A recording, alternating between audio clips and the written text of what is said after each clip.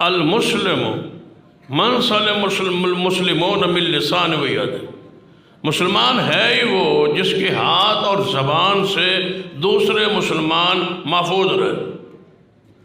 یہ حدیث ہے، لیکن اس حدیث پہ ذرا غور کریں.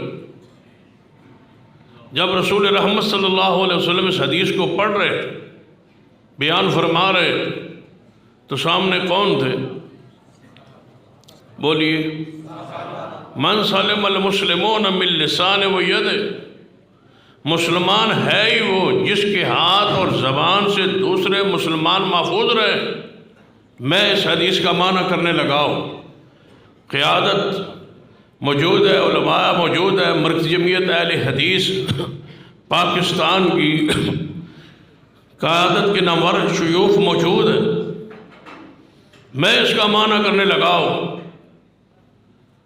مسلمان وہ ہے جس کے ہاتھ اور زبان سے صحابہ محفوظ رہے.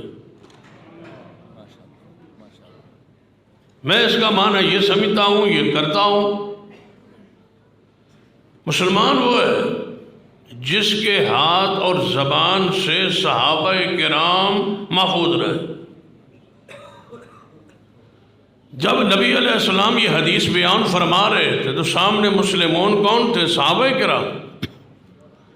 اگر صحابہ کرام کسی کی زبان اور ہاتھ سے محفوظ نہ رہے، باقی ساری امت بھی محفوظ رہے، تو وہ شخص مسلمان ہونے کے لیے ضروری ہے.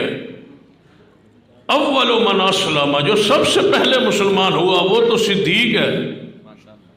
اور جس کی زبان سے صدیق کو عمر عثمان ہی محفوظ نہ ہو تو اس حدیث کا پھر معنی اور مفہوم کیا رہ جائے؟ مسلمان ہے ہی وہ. اگر اس طرح سمجھ نہیں آئی، آسان لفظوں میں سمجھاتا.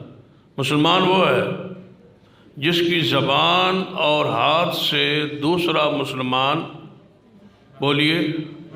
مسلمان وہ ہے جس کی زبان اور ہاتھ سے صحابہ کرام محفوظ رہے. جس کی زبان سے، جس کے ہاتھ اور زبان سے صحابہ محفوظ نہ رہے، اللہ کا امر دیکھو، حسن اتفاق دیکھو، وہ اپنے ہاتھ سے محفوظ نہیں رہتا. پھر غور کیجیے. جس شخص کی زبان اور ہاتھ سے صحابہ کرام محفوظ نہ رہے، وہ بندہ، وہ گروہ، وہ طبقہ اپنے ہاتھ سے پھر محفوظ نہیں رہتا.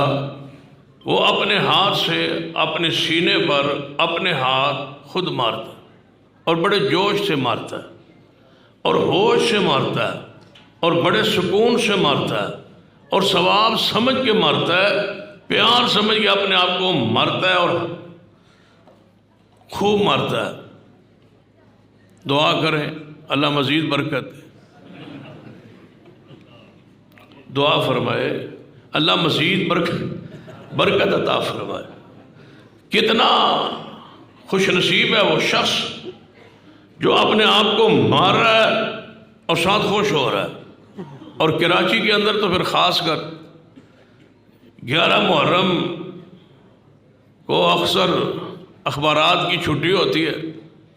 10 محرم چونکہ طواف فطر بند ہوتے، تو 11 محرم کو اخبار اکثر نہیں چھپتا. جب 12 کو چھپتا ہے نا، تو کراچی کا اسپیشل ایک جو ہے مین صفحے پر ہوتا ہے کہ عزاداران آگ پر ماتم کرتے ہوئے. آگ پر، نیچے آگ، اوپر عزادار کھڑے ماتم کر رہے.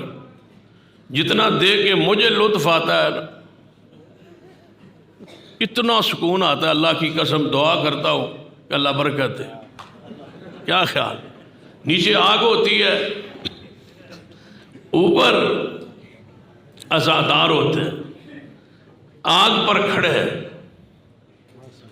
جب آگ پر کھڑے ہو کے ماتم جاری ہوتا ہے، بتاؤ سکون تو آتا ہوگا. مجھے سکون آتا ہے کہ یا اللہ تو نے دکھا دیا ہے. آگے تو ہے ہی ہے،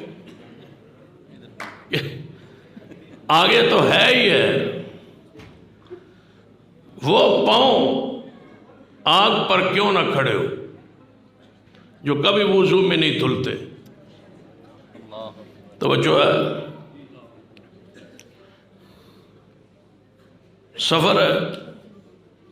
نبی رحمت صلی اللہ علیہ وسلم نماز پڑھانے لگے. صحابہ کرام نے وضو کرنے میں تھوڑی سی جلدی کی، کہیں جماعت رہ نہ جائے، تکبیر تحریمہ رہ نہ جائے. وضو فرما کے جلدی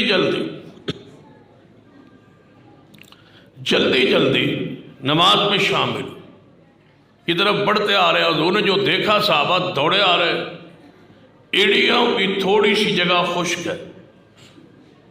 حضور نے فرمایا ان ایڑیوں کے لیے آگ، ان ایڑیوں کے لیے آگ. جو وضو کے اندر خشک ہے ان ایڑیوں کے لیے آگ، ان سارے پیروں کے لیے آگ کیوں نہ ہو جو سارے کے سارے خشک ہے، دھوئے ہی نہیں. میں کہتا ہوں اللہ نے سزا دی کہ جو وضو کے اندر پاؤں دھوئے نہ جائے، کیونکہ وضو نہیں ہوگا تو نماز نہیں ہوگی، نماز نہیں ہوگی تو انشاءاللہ حساب نہیں ہوگا. کیا خیال ہے؟ نماز نہیں ہوگی تو حساب نہیں ہوگا، اور بغیر حساب کے آواز آئے گی. پتہ ہے کون سی آواز؟ ان الذین یرمون المحصنات الغافلات المؤمنات. مجھے ایسے محسوس ہو رہا ہے جیسے میں پنجاب میں تقریر کر رہا ہوں. آپ کا کیا خیال ہے؟ آپ کراچی میں ہیں؟ ان الذین یرمون المحصنات الغافلات المؤمنات لعنوا فی الدنیا والآخرہ ولہم عذاب عظیم.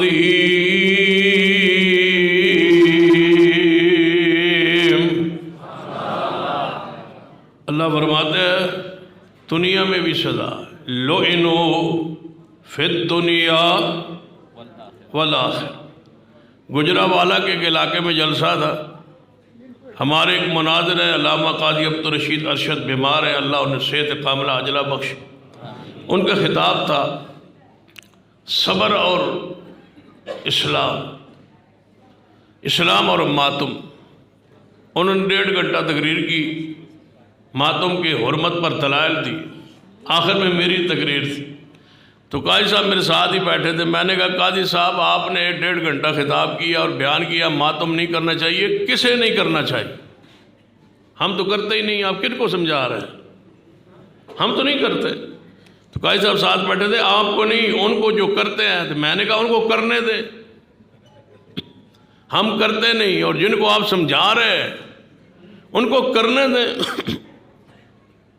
جس سینے میں صدیق عمر عثمان کا بغض ہو آپ کرنے دیں. کیا خیال ہے؟ لعنوا فی الدنیا والآخرہ، لعنوا فی الدنیا والآخرہ. دوسرا مقام وَمَن يُشَاقِقِ الرَّسُولَ مِن بَعْدِ مَا تَبَيَّنَ لَهُ الْهُدَىٰ وَيَتَّبِعْ غَيْرَ سَبِيلِ الْمُؤْمِنِينَ نُوَلِّهِ مَا تَوَلَّىٰ وَنُصْلِهِ جَهَنَّمَ وَسَاءَتْ مَصِيرًا.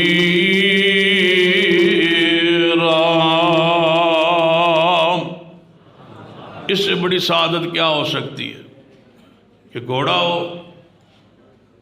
اور بندہ اس کے نیچے سے گزر رہا ہو. اس سے بڑی سعادت کیا ہو سکتی ہے؟ گھوڑا ہو. اللہ کی قسم یہ سزا ہے صحابہ کے بوس کی. گھوڑا ہے اس کے نیچے سے گزر رہا ہے تو میں کہا کرتا ہوں، میں پوچھتا ہوں بھائی یہ گھوڑا ہے کس کا؟ جو کہتے ہیں امام حسین کا گھوڑا ہے. میں نے کہا میں اللہ کی قسم اٹھاتا ہوں یہ امام پاک کا گھوڑا نہیں ہے. کہتا یہ ہے وہ تو نہیں ہے. تو میں نے کہا پھر یہ کس کا گھوڑا ہے؟ کہنا امام پاک ہے. میں نے کہا یہ امام پاک کا گھوڑا نہیں ہے. کہتا یہ تو میں بھی کہتا ہوں یہ وہ نہیں ہے. میں نے کہا پھر یہ کس کا ہے؟ کہتا امام صاحب کا ہے. میں نے کہا میں قسم اٹھاتا ہوں یہ گھوڑا وہ نہیں ہے. کہتا یہ وہ نہیں ہے، یہ میں بھی جانتا ہوں، لیکن ہے یہ وہی. میں یہ سمجھ لیتا ہوں کہ یہ وہی ہے، نولی ما تولی ونصلہ جہنم وساءت مصیرا۔ کبھی گھوڑے کی پوجا سزا ہے، لعنوا فی الدنیا والآخرہ، یہ ان لوگوں کو برا کہنے لگا ہے جن کی رب تعریف کرتا ہے۔